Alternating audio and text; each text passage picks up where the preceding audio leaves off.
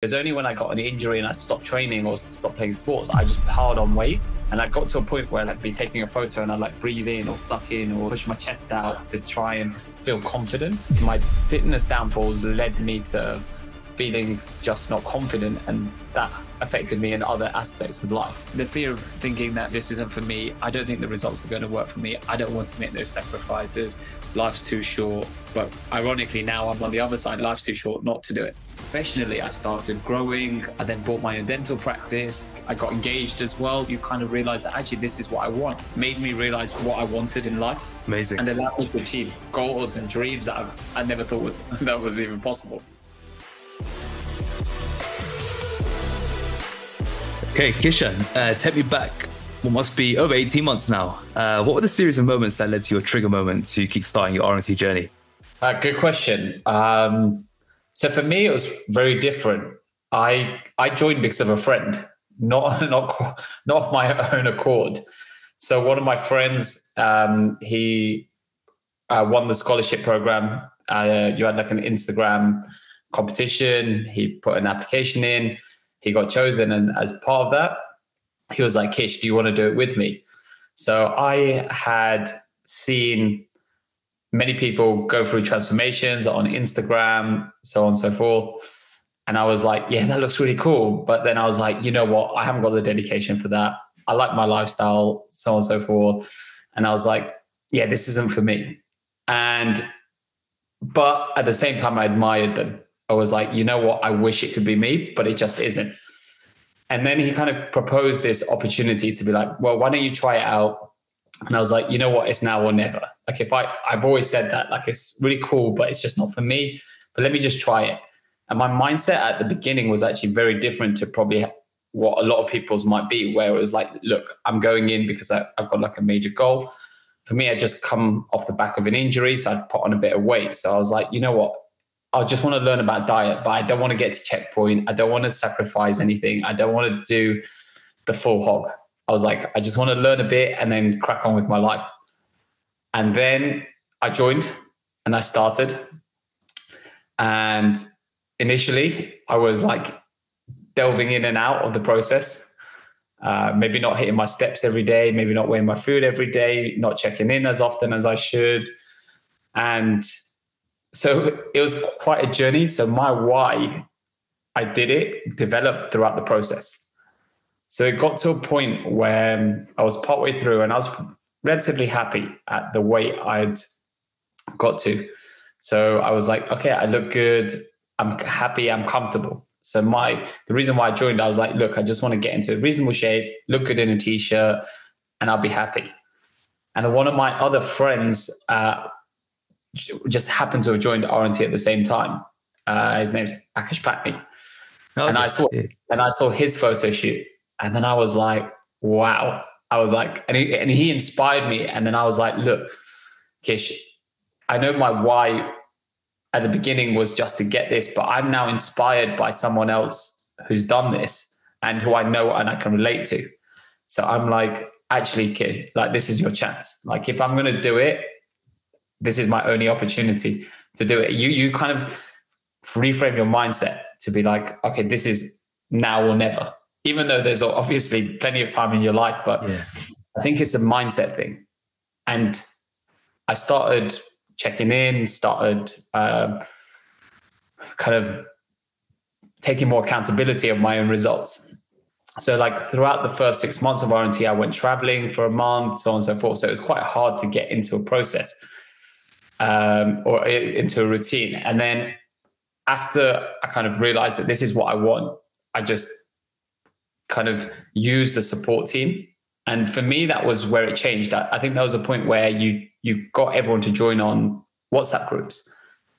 And then I started hearing stories of other people that I've never met, right? I'm going to like name drop here. There's like Devin or Mark or like so many other people, like Abe, he goes to my gym, right? And you're like, I've never actually met these people, but I've seen them, I can relate to them. And you're hearing like, oh, well, you know what, I went out this day and I made bad choices, or I did this or I did that. And you're like, actually, you see the end result, but you don't see the whole process. And actually using these other people that I've never met, but I'm actually inspired by. And even now, like I look, like, you know, you had the awards and I'm like looking at the transformations, like got like Nikhil and all these people. They're probably like, who is this guy? Like they've never met me, but I'm like, these people are the ones who inspired me to take it to that next level. And it was like hearing them and their failings throughout the journey made me realize, actually, even though I've kind of gone off track and haven't had the classic mindset of going in and smashing it, is actually the turmoil of going up and down and being inspired by other people who are doing it helped me get to my checkpoint. I think it's really cool that you've been open and honest about the fact that it wasn't like your first trigger that was the propeller for you. You almost needed that second trigger. But what I am curious about is, this isn't something you could just sort of it's like you can't really try it, right? You got to just do it. But you meant, and you've still got to part ways with, you still got to pay money at the beginning to want to do something. So what was the pain that you were in? Because I'm assuming there was something that made you think, right, I'm going to pay some money and make a change here, because, you know, it's not just something you just walk into. So what was the initial trigger that you had, even if it wasn't the thing that got you all the way to the finish line? What was the thing that thought, when your friend said, you know, do you want to do this? And you were thinking, actually, you know what? I actually need this. What was your why there? I think for me, it was the back of an injury. So I'd always been into my fitness, always played football. I was training twice a day sometimes. And I was like, it was always a dream of mine to be in my most optimum shape that I've ever been. I had a personal trainer. I was working out really hard, but I didn't realize at the time that I was trying to outtrain a bad diet. It was only when I got an injury and I stopped playing or stopped training or stopped playing sports, I just piled on weight. And I got to a point where like I'd be taking a photo and I'd like breathe in or suck in or like push my chest out to try and feel confident. And it really affected my mental health at that point, because I just wasn't the same. Like I look back at it. Now I see myself and look, and like I'm reflecting in that period. And I was like, actually, I just wasn't, my fitness downfalls led me to feeling just not confident. And that affected me in other aspects of life. And for me, it was like, okay, this is an opportunity to learn about diet. And I always thought that I knew what I was doing, right? So this is crazy looking back at it. So I remember like going to the shops and there'll be like a bag of popcorn crisp that says high in protein, right? So I'm like, yeah, fine, high in protein. And then I'd like watch a movie at night and I'd eat the whole bag, right? And then I'd be like, oh, I need more protein because I've trained today. So I'd have a whole bag of nuts. Like, so crazy amounts. And obviously there's fats and stuff in it as well. But you're like, yeah, but I'm getting my protein in, and you're like, actually the concept of calorie deficit, I don't think I ever understood what calorie deficit was. And then I started following the process and learning and started getting some results. And that's when I was like, okay, yeah, this is fantastic. This is like, yeah, I'm only talking about the superficial stuff, but there's a whole different level of mental transformation that I've gone through with RNT. Okay, so we'll go into your mental transformation, but now that you've gone into your first trigger where it was a confidence thing, you gain weight from injury, but it wasn't enough to take you, to really get you to commit. What, on reflection, what do you think the reasons were for you to spend the first 6 to 9 months not really committing to the process? And why do you think that first trigger wasn't enough for you? I think for me, it was the fear of sacrificing and missing out on other things in life. So, like we always talk about balance, right? Yeah. You're like, oh, why should I do something in extreme measures? So it'd be like, for me, it was to get my head around the benefit of taking it to another level, sacrificing all those dinners, sacrificing going for drinks, sacrificing the nights out, putting myself through hours of kind of discipline and making good choices. And I was like, for me, it was like, is it worth it? Because my initial aim was just to get looking good in a t-shirt, which I found that I could do with the first trigger allowed me to do that. I lost 10 kg pretty quickly. And I was like, look, I'm pretty happy with the way I look. And I think that's why it wasn't enough, because I was satisfied, or in my head, I was like, okay, that's enough. And then when you get there, you reflect and you get to a point where you're stable for a little while. You reflect and you're like, look, I'm in this process. I'm seeing other people being inspired. What is my real, why is this maybe not enough? Why do I want to take it? And you question everything again. And that's where there's a whole different level of mental challenge, which I hadn't gone through initially. It was more the physical aspect. But then you realize that RT is not just a physical transformation for me. It was a mental transformation. It was discipline. It was a whole different level of transformation.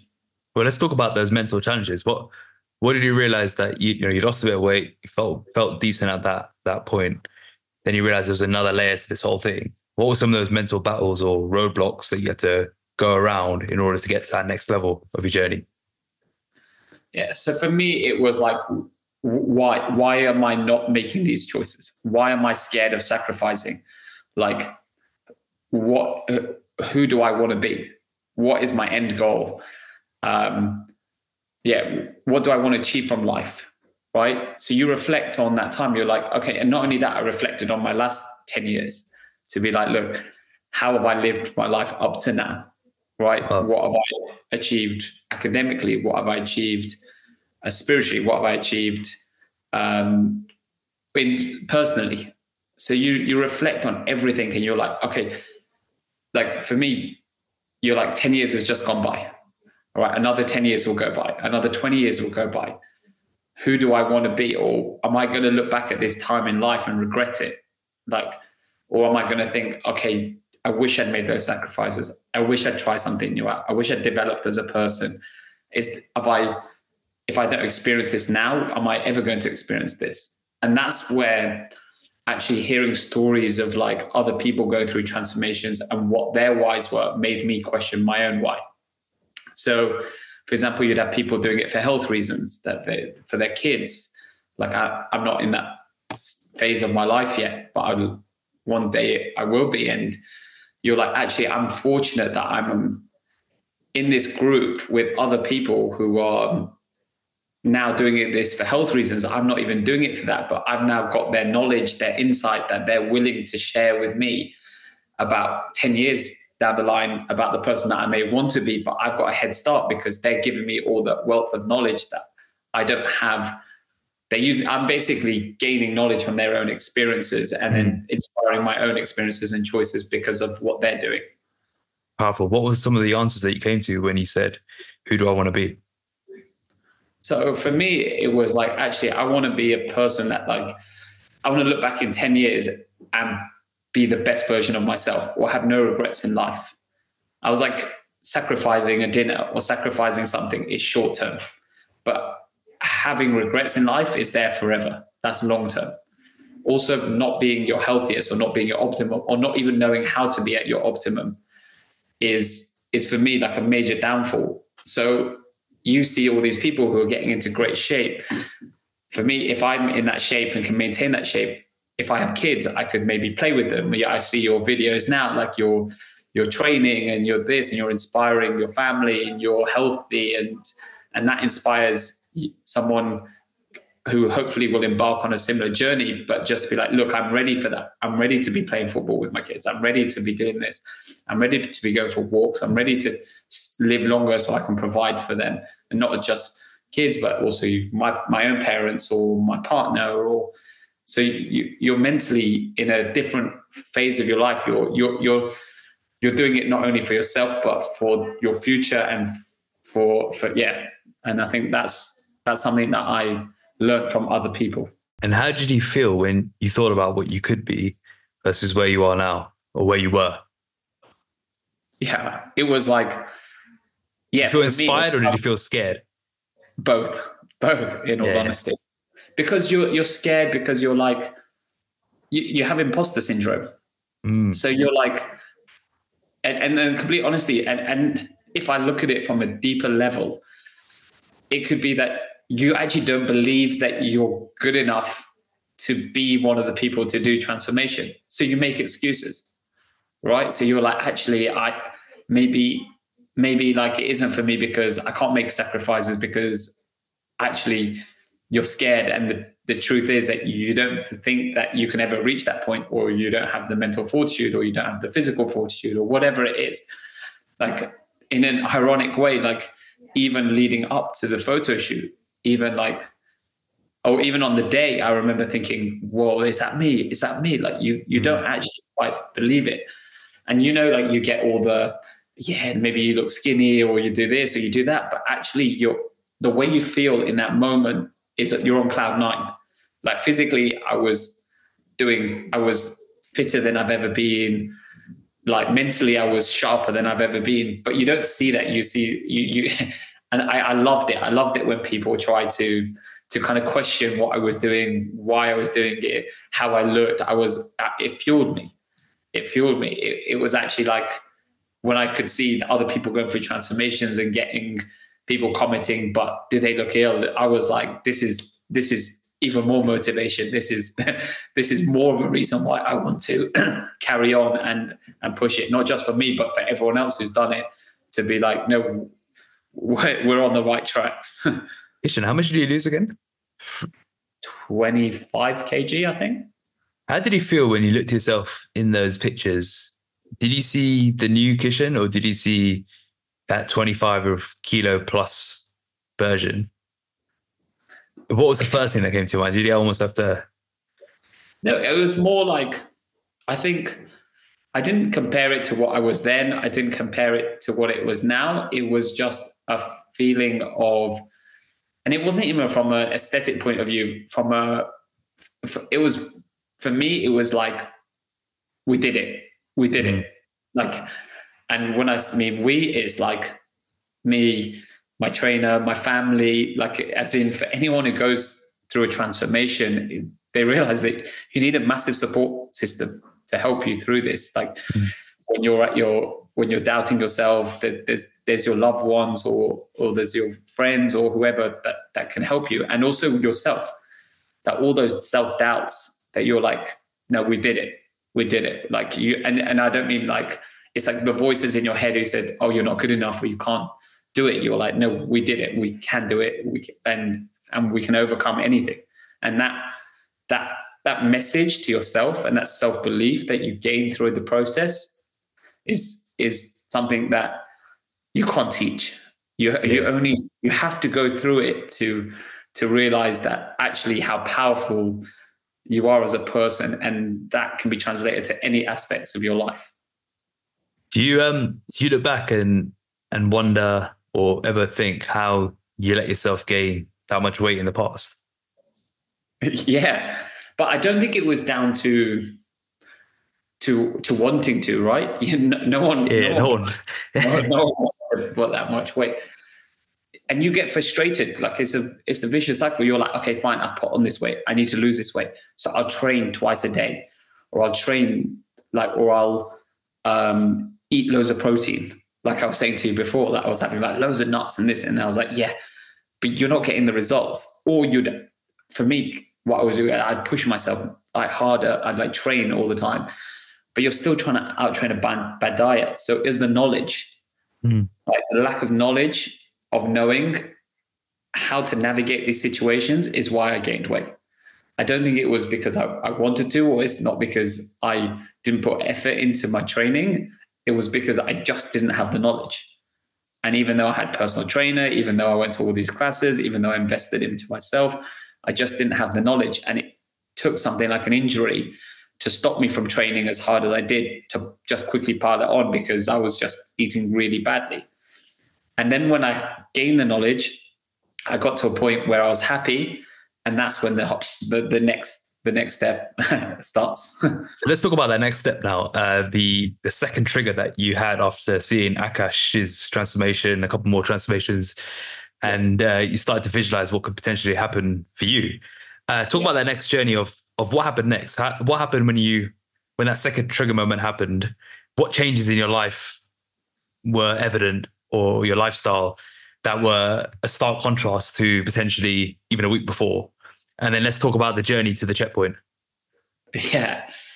So this was where what you do is, once you realize that this is what you want, then everything else doesn't seem like a sacrifice. It seems like a hindrance, right? The mindset completely changes. You're like navigating social situations, but before you're like, oh, I feel like I'm missing out. Now you're like, right, but how am I going to navigate it? This is actually a bit of a hindrance, but how can I still enjoy it? And what you're doing is you're mentally, you just switch to another person. You're like, okay, I'm going to still enjoy it, but I'm going to do it on my terms. Well, before it was on the terms of like feeling like I'm missing out. So for example, I'd go out for dinner and I'd just eat at home, and I'd go and have like a Coke Zero or a mint tea or anything like that.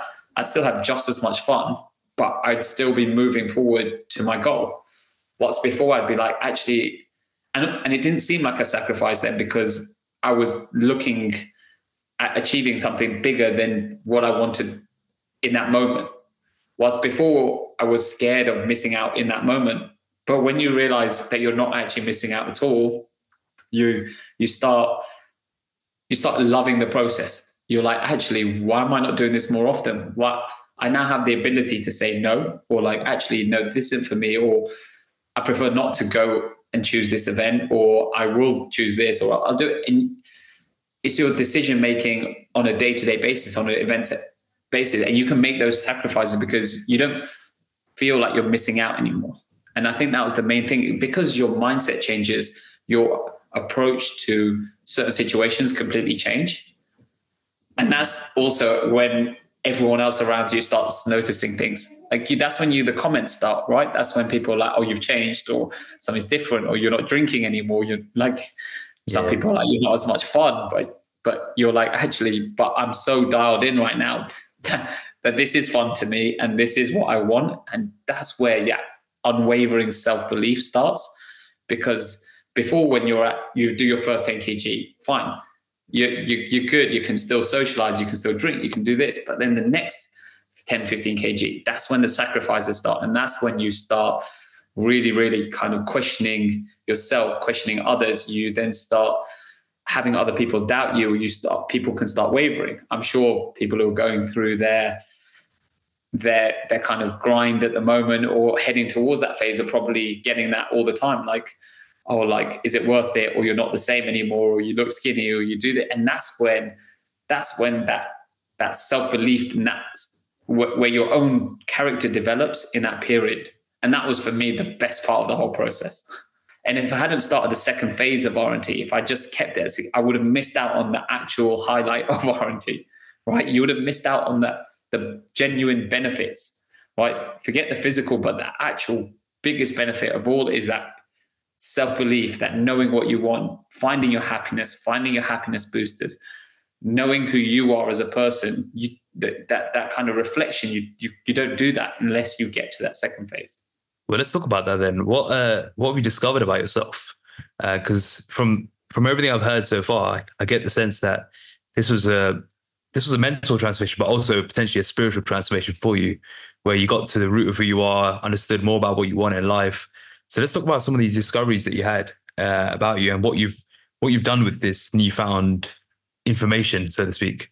I think for me, it was when you dial in and you're so productive in what you're doing with your physical life. So for example, you become so efficient. So I would be getting up in the morning, I'd be going for walks, I'd be training, I'd get that out of the way first. I would then, you're dialing into that process, and then you're freeing up time. So whilst I was walking, I'd like listen to podcasts, or I'd reply to all my emails, or I would like speak to my family members. But you become so efficient with your day-to-day process. And then for me, it helped me professionally. I started growing, I started increasing.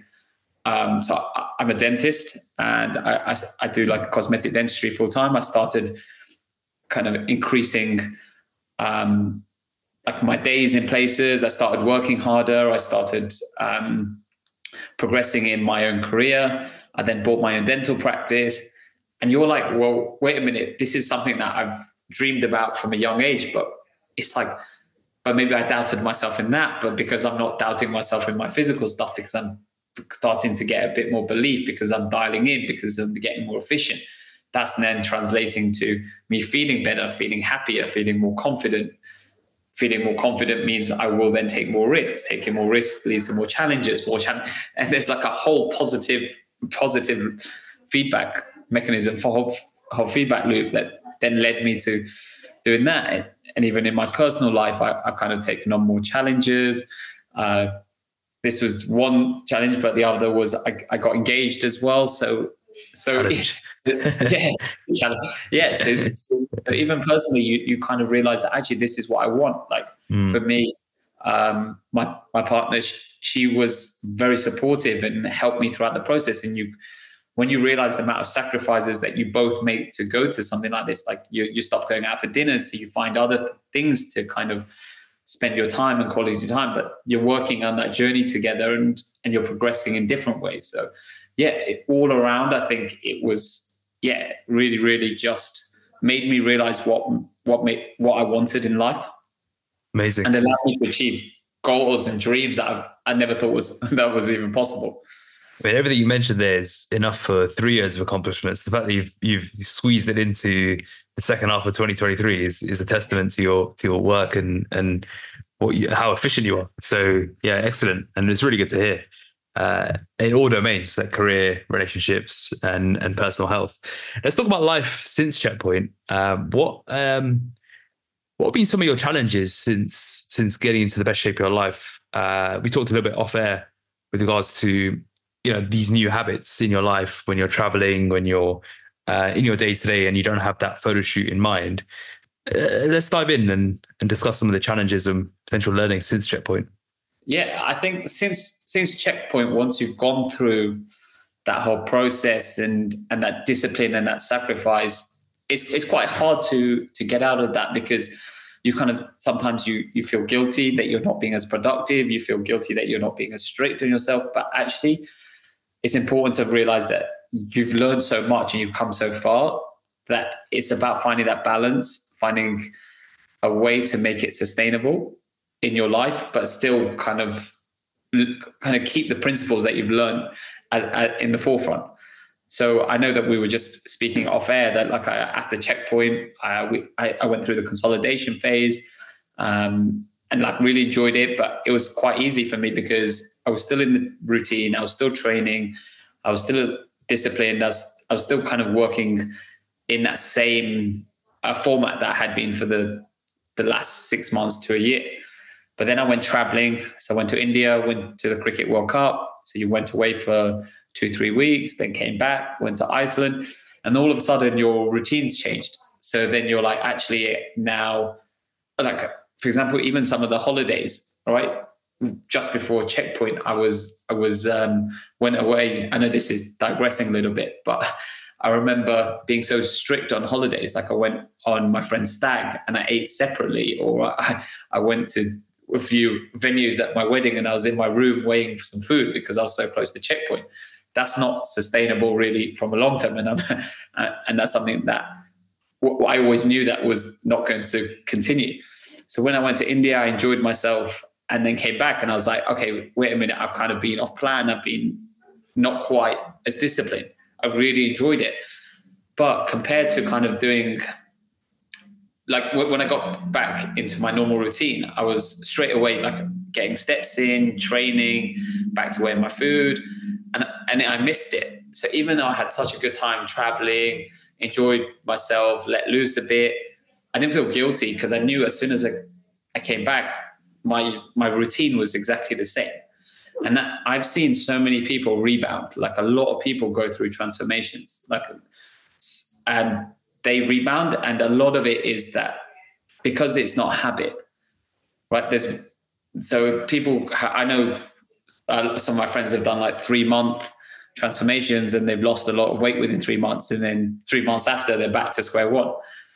But when you've done R&T, or I've done R&T for a little bit longer, and because I went through a phase of not doing it properly, then doing it properly, and then I've had a bit of a longer cut phase than I probably needed to. But the advantage of going through a longer cut phase is that it just became habit, to the point that even now when I'm like trying to just live normally, I can't help but just get my 10,000 steps. I can't help but just to know what I want for breakfast, Like I miss not being in that routine. And even though I enjoy now going out socially, I go like drinking again and doing everything that I would normally, but the core fundamentals are just staying the same. Amazing. I think there's a difference between a short-term change, like you said, where you can lose a kilo a week for 12 weeks, and then it looks great on a picture, and then 3 months later, people are wondering what happened to you. And I think that's why I say the first line of the book is like getting shape is easy, staying in shape is a whole different ballgame, because you've got to rewire your behavior, mindset, and identity. And everything you've spoken about today is testament to that rewiring. What do you foresee as some of your struggles in staying in shape when it comes to that? Where do you come across day-to-day experiences and you think, "Oh, I need to dial this in, or I need to be better in this area because this is potentially an old habit that's rearing its ugly head"? I think for me, it will be it's more to do with the social element. Yeah. Whilst before you'd maybe sacrifice some of the social elements. Now you'd go out and you might have dinner and just making some healthy choices, right? So for example, we've got Christmas coming up. So you'd be like, right, well, actually I've got plans every single day of the week. So one is, how do you navigate that, right? Do you miss out on some of them, or do you not eat at some of them, or do you just try and make healthy choices, so on and so forth? So it's that constant challenge of evaluating each situation, being like, okay, how do I want to navigate this? But ultimately, I think the mindset of knowing that you basically find this. For me, my next thing is that I want to get this internal regulation. So I know you've spoken about this before, but I'm sure it's going to take years of practice where you don't need to weigh your food, where you just naturally eat the right amount. Your body knows exactly how many calories it needs for maintenance. You know that you're not going to overeat because you just know the portion control. And that's something that I think will be challenging for me, because I sometimes, when I'm not on plan and I'm trying to be off plan, I'm like, oh, have I had enough protein? Have I had enough of this? Or maybe I should have some more, or maybe I should have some less. And then by the time you actually look at it, you're probably either way over or way under. And it's just not quite perfect. Yeah, it makes sense. I mean, that takes a couple of years, but the longer you keep the weight off, the easier it is to keep it off. And the longer you stay lean, the easier it is to have the habits which drive that lifestyle. So the more you can keep it off and the more you can continue to work on those social habits, the easier it will become. The beginning, it's going to feel foreign. It's going to feel weird. You're going to be thinking about it a lot, but in a couple of years' time, it will just be another day, and you'll just auto-regulate as you go through it. Yeah, exactly. And that's the end goal, right? That's the reward phase. Kishan, what almost kept you from joining? The fear of failing, the fear of knowing that, the fear of thinking that, like, actually this isn't for me. It's the imposter syndrome, to be like, look, I don't think the results are going to work for me. I don't think I have it in me to make those sacrifices. I don't want to make those sacrifices. I'm going to miss out on too much. Life's too short. But ironically, now I'm on the other side. I'm like, life's too short not to do it. But when I first started, and what would have stopped me was I thought life was too short to do it. And that's the mindset change, where you're like actually missing out on all these social events. But now I'm talking about going to these social events, and it feels like yesterday that I was with the same friends, everyone around me still around me. Everyone's still, like, I've not lost friends as a result of doing R&C. If anything, I've inspired friends. Like, I know a couple of my friends have joined because they've seen what I've gone through. So you actually end up being more the person. I've been inspired by other people, and in a weird way, I'm now inspiring a few people. and you still have that imposter syndrome where you're like, oh, wow, like actually more people want to be living this. They just don't know how. And you're now opening the doors because you've done it. Now other people want to do it because they've seen you do it. And this is actually what more people want to do. Amazing. I actually wrote that down. Life isn't too short to do fitness. Life is too short not to do it. Yeah, it's beautiful. Sure. Yeah, brilliant. So Kishan, what's the plans for 2024? How are you going to top what you've done this year? So I've I've signed up to a 100-mile bike ride, and I've never really done any cycling. Naturally. So that's going to be interesting. So that's something I'm going to start in the new year and train for. I'm also going to Thailand, inspired by yourself, and doing a fitness camp at the end of January, just because it was on my bucket list. And that's my fitness goals, just to kind of maybe try something different. Obviously, continue with the fundamentals, carry on with the gym. I want to start running again, maybe start playing football because I'm injury free. So that's something I'd like to do later on in the year. And from a personal point of view, I'm going to get married at some point this year. So it'll be nice to stay in good shape for that. And hopefully that will keep my motivation up. And from a professional point of view, just expand the practice, expand the business, and kind of keep on enjoying what I do and keep smiling every day. Amazing. Beautiful smile with those teeth. You definitely know you're a dentist. Thanks. Kishan, any final words for the listeners? Just join, make the most of it. Life is too short not to. How will you know if it's not for you unless you try it? And you will never regret being the best version of yourself. You're dropping bomb after bomb here, Kishan. I love it. Just join. There's a slogan. I appreciate you being so open and honest with your journey. Sometimes the first trigger isn't enough, and you're a great example that it's never too late. If you've started a health and fitness journey, but you haven't quite got the momentum, that second trigger is often what you need to propel you into getting into the best shape of your life and then learning how to stay there. Looking forward to seeing you continue to progress in 2024. And it's been quite the journey so far. Thank you. Appreciate all your support.